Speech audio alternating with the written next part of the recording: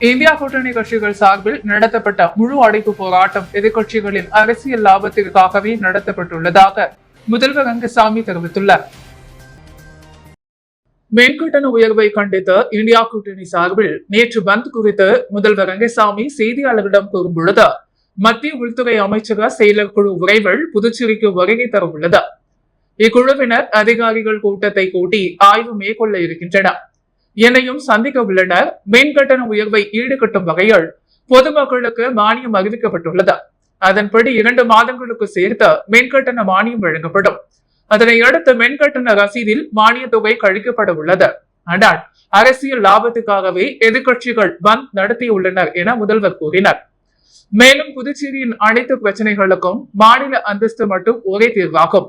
மாநில அந்தஸ்துக்காக டெல்லி செல்ல உள்ளேன் என்றும் அதற்கான நடவடிக்கை மேற்கொள்ளப்பட்டுள்ளது.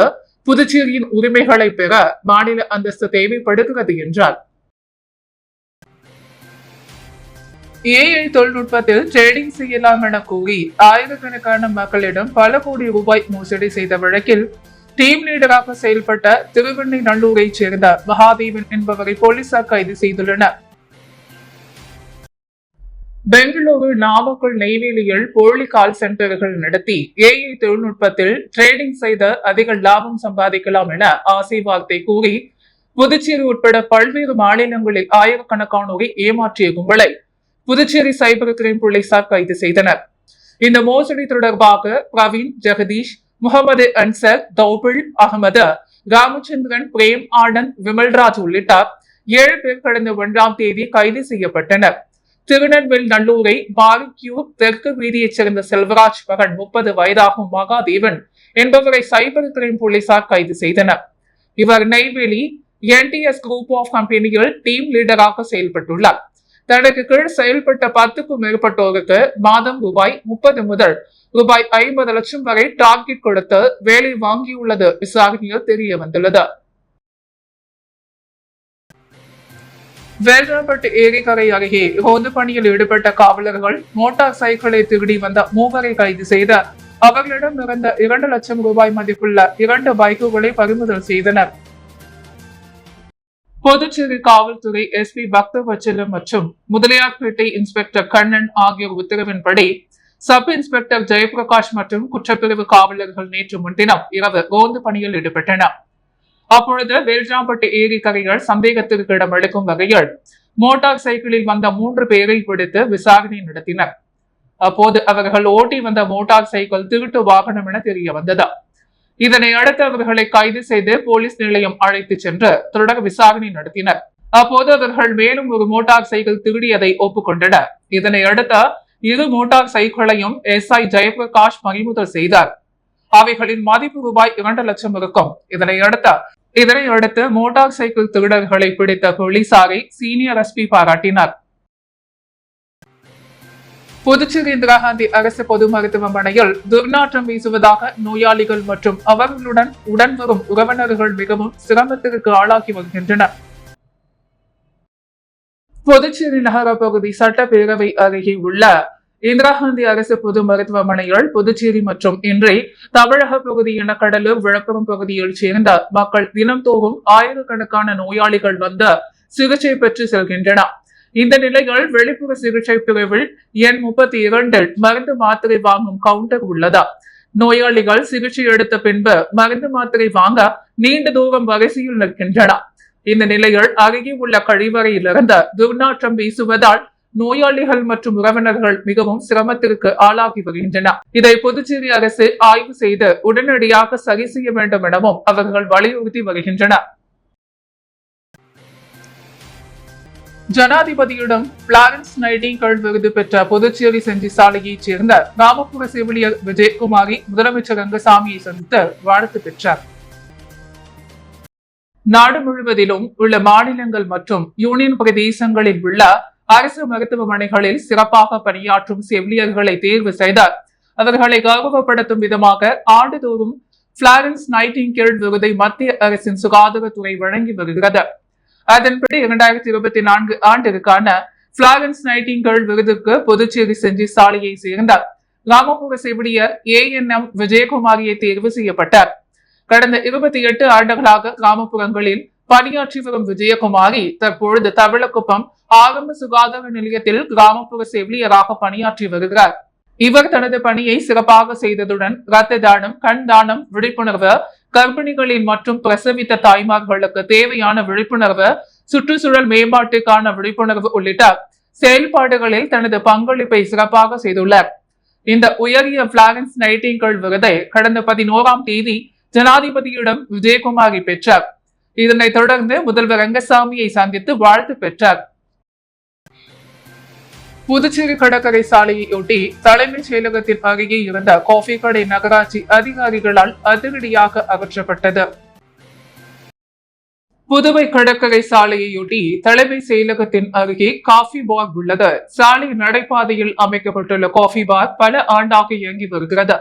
இந்த காஃபி பார் மேற்கூரையில் மரக்கிளைகள் விழுந்து சேதமடைந்துள்ளது. இதனால் சேதமடைந்த மேற்கூரையை மாற்ற காஃபி பார் உரிமையாளர்கள் ஏற்பாடு செய்தனர். இந்நிலையில் புதுவை நகராட்சியின் எந்தவித அனுமதியுமின்றி நடைபாதையை ஆக்கிரமிப்பு செய்து காஃபி பார் இயங்குவதாக புகார் சென்றது. புகாரின் பெயரில் நகராட்சி அதிகாரிகள் போலீசார் துணையோடு அந்த கடையை அகற்ற பொக்லைன் எந்திரத்தோடு வந்தனர். கடை உரிமையாளருக்கு ஆதரவாக சிலர் திரண்டனர். நகராட்சி அதிகாரிகள் ஊழியர்களிடம் அவர்கள் வாக்குவாதம் செய்தனர். நகர் முழுவதும் சாலைகளை ஆக்கிரமித்து கடைகள் உள்ளது. இந்த கடையை மட்டும் அகற்றுவது ஏன்? உரிய முறையில் நோட்டீஸ் கொடுத்து அகற்ற வேண்டும் என்றனர். திடீரென பொக்லைன் எந்திரத்தை கொண்டு வருவதில் என்ன நியாயம் என கேள்வி எழுப்பினர். இதனால் அங்கு பரபரப்பு ஏற்பட்டது. இதன் பின்னர் போலீசார் துணையுடன் பொக்லைன் எந்திரம் மூலம் அந்த காஃபி கடையை நகராட்சி அதிகாரிகள் அகற்றினர்.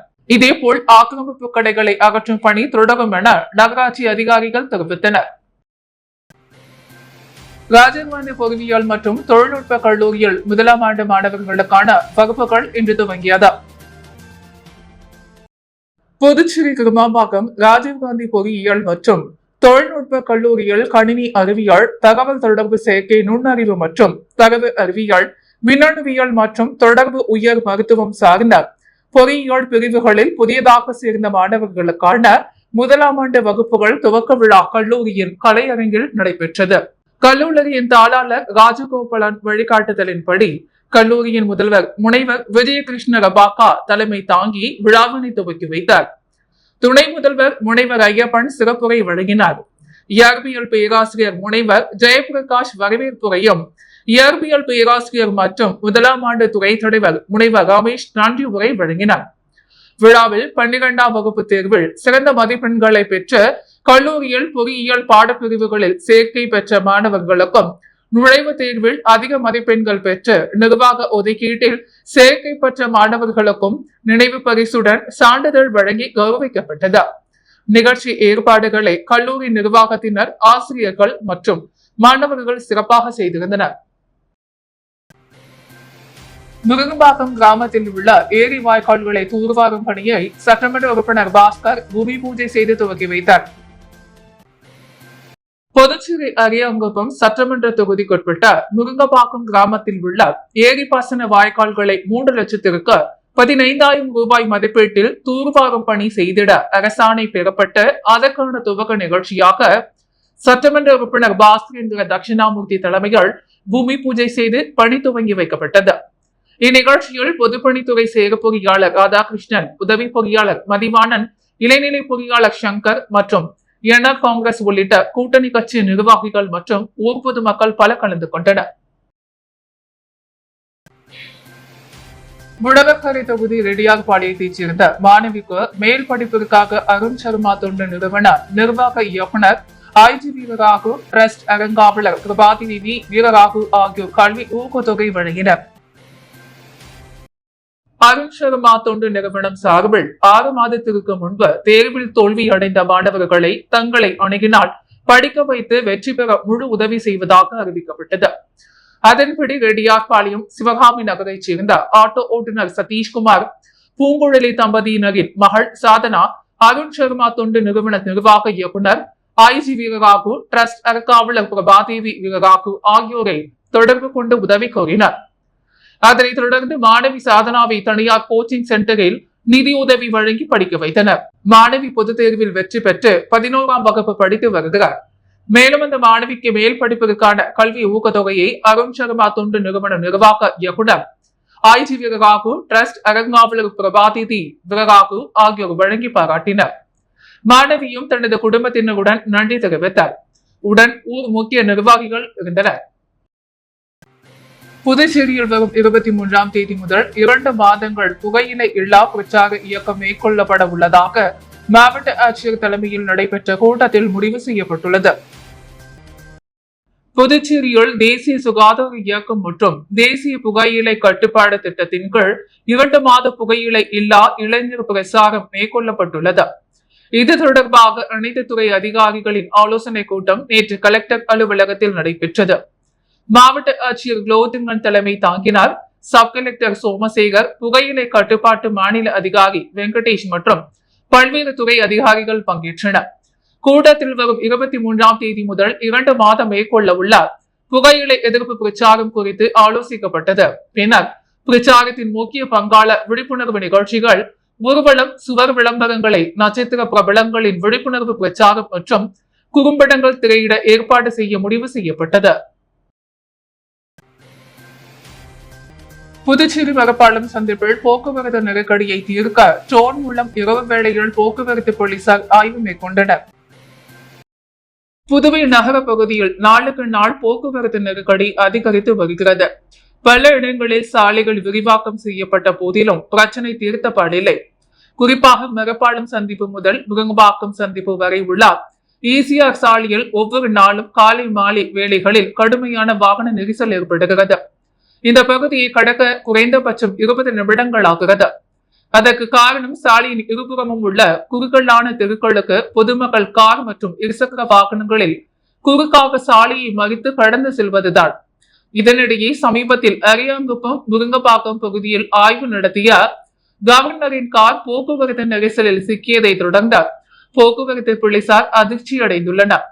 இங்கு சாலை விரிவாக்கம் தான் போக்குவரத்து நெருக்கடியை தீர்க்க ஒரே வழி என்று போதிலும் தற்காலிகமாக மாற்று ஏற்பாடுகள் செய்ய வழி உள்ளதா என்று ஆய்விலும் போக்குவரத்து போலீசார் ஈடுபட்டுள்ளனர். இது தொடர்பாக நேற்று இரவு 7 மணிக்கு போக்குவரத்து police inspector Nagaraj, sub inspector Kumar மற்றும் போலீசார் மரப்பாலம் சந்திப்பு, முருங்கப்பாக்கம் சந்திப்பு பகுதிகளில் ட்ரோனை பறக்கவிட்டு ஆய்வு நடத்தினர். அந்த வழியாக வரும் வாகனங்கள் எங்கிருந்து எங்கு நோக்கி செல்கின்றன என்பன போன்ற விவரத்தை அவர்கள் பதிவு செய்தனர். குறிப்பாக முருங்கப்பாக்கத்திலிருந்து கொம்பாக்கம் நோக்கி செல்லும் வாகனங்கள் மரப்பாலம் சந்திப்பிலிருந்து நோக்கி கொம்பாக்கம் செல்லும் வாகனங்களை மாற்று வழியில் செல்ல ஏற்பாடு செய்ய முடியுமா என்பது தொடர்பாக அவர்கள் ட்ரோன் காட்சிகளை கொண்டு முடிவு செய்துள்ளனர். புதுச்சேரி சிவாலிய விருது பெற்ற புதுச்சேரி கலைஞரின் இந்திய பிரெஞ்சு கலாச்சாரத்தை மையப்படுத்தும் திரைப்படம் அலியன்ஸ் பிரான்சி அரங்கில் திரையிடப்பட்டது. புதுச்சேரியைச் சேர்ந்தவரான ரகுநாத் மானிட் வீணை மற்றும் பரத கலைஞர். இவர் இதுவரை 25 குறுந்தொடுகளை வெளியிட்டுள்ளார். 4 புத்தகங்களையும் எழுதியுள்ளார். இவரது இசை சேவையை பாராட்டும் வகையில் பிரான்ஸ் அரசு செவாலிய விருது வழங்கி சிறப்பித்துள்ளது. ரகுநாத் இயக்கிய சிவ நடனங்கள் என்ற ஆவணப்படம் 2017ஆம் ஆண்டு பிரான்சின் ஸ்கேன்ஸ் திரைப்பட விழாவில் கௌரவிக்கப்பட்டது.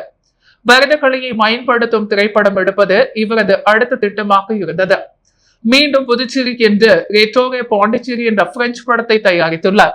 90 நிமிடங்கள் ஓடக்கூடிய இப்படம் புதுச்சேரி அலியான்ஸ் பிரான்சி அரங்கில் திரையிடப்பட்டது. புதுச்சேரியின் ஆதரவற்றோர் இல்லத்திலிருந்து வெளிநாட்டு வெள்ளை தம்பதியர் தத்தெடுத்த கருப்பு குழந்தை வளர்ந்து பெரியவள் ஆன பிறகு மீண்டும் புதுச்சேரிக்கு வர விரும்பி இங்கு வந்து பாரத கலையை கற்று தன் மண்ணின் பெருமையை உணர்கிறாள். இதுதான் படத்தின் கதை. இந்திய பிரெஞ்சு கலாச்சாரத்தை புதுச்சேரி வழியே வெளிப்படுத்தும் வகையில் இப்படம் அமைந்துள்ளது என ரகுநாத் மானிட் தெரிவித்தார். இத்திரைப்படம் விரைவில் வெளிநாடுகளில் பல அரங்குகளில் திரையிடப்பட உள்ளது என்பது குறிப்பிடத்தக்கது. முகலேன்பேட்டை தொகுதியில் சிமெண்ட் சாலை அமைக்கும் பணிகளை சட்டமன்ற உறுப்பினர் நேரு அதிகாரிகளுடன் சென்று ஆய்வு மேற்கொண்டார். புதுச்சேரி முகலேன்பேட்டை தொகுதிக்குட்பட்ட கோவிந்தசாலை, திருமுடி நகர் பகுதியில் முதல் தெரு மற்றும் 2வது தெருக்களில் புதிய சிமெண்ட் சாலை அமைக்கும் பணிகள் நடைபெற்று வருகிறது.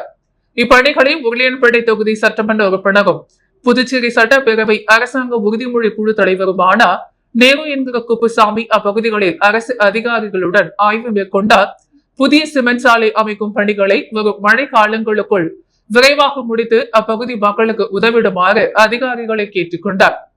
ஆய்வின் போது பொதுப்பணித்துறை கண்காணிப்பு பொறியாளர் வீரசெல்வம், சேர பொறியாளர் உமாபதி, உதவி பொறியாளர் பார்த்தசாரதி, இடைநிலை பொறியாளர்கள் சங்கர், சிவபிரகாசம் மற்றும் அப்பகுதியைச் சேர்ந்த மனிதநேய மக்கள் சேவை இயக்க பிரமுகர்கள் பலருடன் இருந்தனர். ஜேசிஐ பாண்டிச்சேரி வார விழாவையொட்டி முதல் 10 இடங்களை பிடித்த 10ஆம் வகுப்பு மற்றும் 12ஆம் வகுப்பு பள்ளிகளை கௌரவிக்கும் விழா நடைபெற்றது. ஜேசிஐ பாண்டிச்சேரி வார விழா முன்னாள் மண்டல தலைவர் செல்வகணபதி எம்பி வழிகாட்டுதலின்படி ஒரு வார காலமாக நடைபெற்றது. இதில் தினமும் பல்வேறு துறைகளில் விழாக்கள் நடத்தப்பட்டது. நிறைவு நாளான இன்று greater day celebration hotel green பேலஸில் நடைபெற்றது. இந்த விழாவில் புதுச்சேரி அரசு தேர்வில் முதல் 10 இடங்களை பிடித்த 10ஆம் வகுப்பு மற்றும் 12ஆம் வகுப்பு பள்ளிகளை கௌரவிக்கும் விதமாக அந்த பள்ளிகளுக்கு விருது வழங்கப்பட்டது. இந்நிகழ்ச்சியில் சிறப்பு விருந்தினராக பொதுப்பணித்துறை அமைச்சர் லட்சுமி நாராயணன், முன்னாள் மண்டல தலைவர் அக்ரி கணேஷ், மண்டல துணைத் தலைவர் சரவணன் ஆகியோர் சிறப்பு விருந்தினராக கலந்து கொண்டு விழாவை சிறப்பித்தனர். மேலும் கமல் பத்ரா விருது இளையராஜாவுக்கும், விளையாட்டில் சாதனை படைத்த ஆஷிகா, மேலும் ஜேசிஐ பாண்டிச்சேரி கலை இயக்கத்தில் சிறப்பாக பணியாற்றிய அனைவருக்கும் விருது வழங்கப்பட்டது. இந்த நிகழ்ச்சியில் முன்னாள் மண்டல அலுவலர் சிதானந்தம், முன்னாள் கிளை இயக்க தலைவர் முருகானந்தம், சீனுமோகன் தாஸ், தேவநாதன், பாலு மற்றும் ஜேசிஐ பாண்டிச்சேரி கிளை இயக்க அலுவலகர்கள் பிரசாத், அருண், அப்பாதுரை, வெங்கடகிருஷ்ணன், சந்தோஷ் ஆனந்த், விஜயவர்தன், கார்த்திகேயன், சித்தானந்தன், மனோகர் மணி மற்றும் உறுப்பினர்கள், நண்பர்கள் ஆகியோர் கலந்து கொண்டு விழாவை சிறப்பித்தனர். பாண்டிமெரினா கடற்கரையில் மிகப்பெரிய அளவிலான சுத்தம் செய்யும் தூய்மை பணி என்சிசி மாணவர்களால் மேற்கொள்ளப்பட்டது.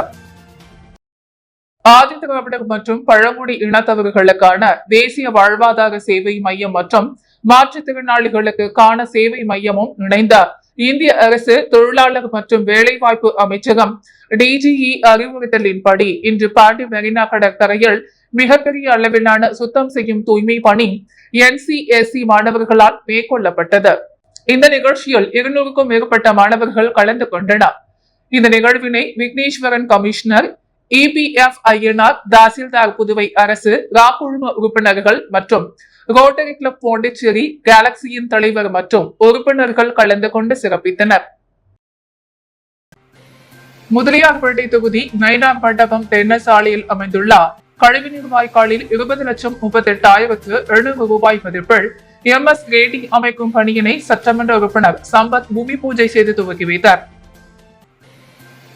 புதுச்சேரி அரசு பொதுப்பணித்துறை நீர்ப்பாசன கூட்டம் சார்பில் புதுச்சேரி மாநிலம் முதலியார்பேட்டை தொகுதி நைனார் மண்டபம் டென்னிஸ் சாலை ரோட்டில் அமைந்துள்ள கழிவுநீர் வாய்க்காலில் பழுதுடைந்த RCC ஸ்லாப்புக்கு பதிலாக 20,38,700 ரூபாய் மதிப்பில் MS கிரேடிங் அமைக்கும் பணிக்கான பூமி பூஜை நிகழ்வு நடைபெற்றது. இதில் சிறப்பு விருந்தினராக முதலியார்பேட்டை தொகுதி சட்டமன்ற உறுப்பினர் சம்பத் கலந்து கொண்டு பணிகளை பூமி பூஜை செய்து துவக்கி வைத்தார். இதில் புதுச்சேரி பொதுப்பணித்துறை நீர்ப்பாசன கோட்டம் செயற்பொறியாளர் ராதாகிருஷ்ணன், உதவி பொறியாளர் மதிவாணன், இளைநிலை பொறியாளர் சங்கர் மற்றும் ஊர் பொதுமக்கள் கலந்து கொண்டனர். புதுவையின் அன்றாட நிகழ்வுகளை காண பாண்டி ஹெட்லைன்ஸ் யூடியூப் சேனலை சப்ஸ்கிரைப் பண்ணுங்க. தொடர்ந்து எங்களுடன் இணைந்திருக்க பக்கத்தில் உள்ள பெல் பட்டனை பிரஸ் பண்ணுங்க, லைக் பண்ணுங்க, ஷேர் பண்ணுங்க. என்றும் உங்களுடன் பாண்டி ஹெட்லைன்ஸ்.